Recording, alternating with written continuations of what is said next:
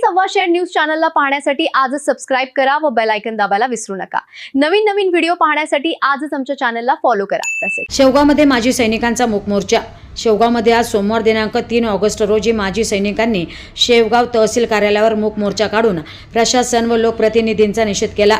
26 जुलै हा कारगिल दिवस म्हणून साजरा केला जातो, परंतु शेवगावमध्ये माजी सैनिकांचा जो सन्मान करावयास हवा होता तो शेवगाव तालुका प्रशासनाकडून आणि लोकप्रतिनिधींकडून केला गेला नसल्याने शेवगाव तालुक्यातील माजी सैनिक संघटनांनी आज शेवगाव तहसील कार्यालयावर मूक मोर्चा काढून प्रशासन व लोकप्रतिनिधी यांचा निषेध केला व भविष्यात अशी घटना परत होऊ नये अशी अपेक्षा व्यक्त केली।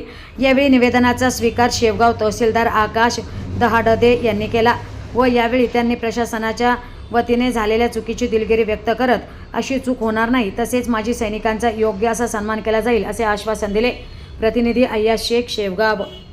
ह्या माजी सैनिकांचं जे मोर्चाचं आयोजन ह्या ठिकाणी तहसील कार्यालयावरती झालेलं आहे, शहीदांचा सन्मान न केल्यामुळे 26 जुलै 2026 ज्या शहीदांना मानवंदना द्यायला पाहिजे, या कारगिल युद्धामध्ये जे सुरू झालेलं 3 मे 1999 पासून तर 26 जुलै 1999 85 दिवस हे कारगिल युद्ध लढलं गेलं आणि ह्या युद्धामध्ये 526 जवान शहीद झाले आणि 1363 जवान अपंगत्व ज्यांना आलं आणि ह्या अपंगत्वाचं हे एवढं कार्य झालेलं असून सुद्धा, हे कारगिल युद्ध लढलं असून सुद्धा या छोट्या छोट्या गावामध्ये कारगिल शहीदांना मानवंदना देण्यात गेलेली आहे।